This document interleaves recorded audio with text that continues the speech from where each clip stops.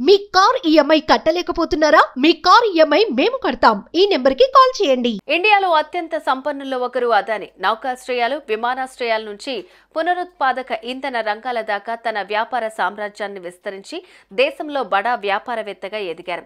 ఈ 62 గౌతమ్ అదానీపై తాజాగా అమెరికాలో కేసు నమోదైంది. అవును, ఇందుకు సంబంధించి న్యూయార్క్ కోర్టు వారెంట్ కూడా జారీ చేసింది.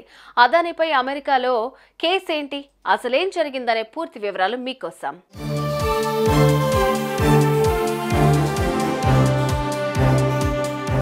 అదానీ గ్రూప్ చైర్మన్ గౌతమ్ అదానీపై అమెరికాలో కేసు నమోదైంది. అమెరికాలో నిధుల సమీకరణ కోసం $25 కోట్ల అంటే దాదాపు 2100 కోట్లు లంచంగా ఇచ్చారని ఆరోపణలు ఉన్నాయి. ఇంతేకాకుండా ఆ విషయం బయటకు రాకుండా ఆయన తగు జాగ్రత్తలు కూడా తీసుకున్నారంటూ అభియోగాలు నమోదయ్యాయి. ఈ నేపథ్యంలో అదానీపైనే కాకుండా ఆయన మేనల్లుడు సాగర్ అదానీతో పాటు మరో 8 మందిపై కేసు నమోదు చేసినట్లుగా న్యూయార్క్ కోర్టు వారెంట్ జారీ చేసింది.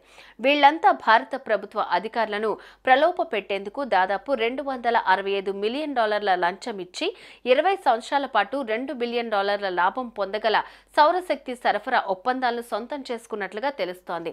ఇదే అంశం ఇప్పుడు సంచలనంగా మారుతోంది.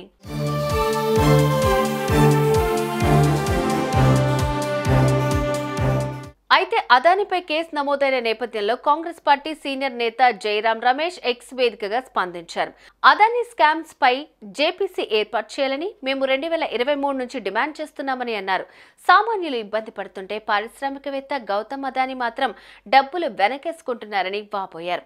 ఈ వ్యవహారంలో భాగంగా మేము గతంలో అనేక ప్రశ్నలు లేవనెత్తామని, కానీ ఇంతవరకు ఎలాంటి సమాధానం రాలేదని తెలిపారు. అయితే ఈ దెబ్బతో స్టాక్ మార్కెట్లో అదానీ గ్రూప్ షేర్లపై పెను ప్రభావం చూపిస్తోంది.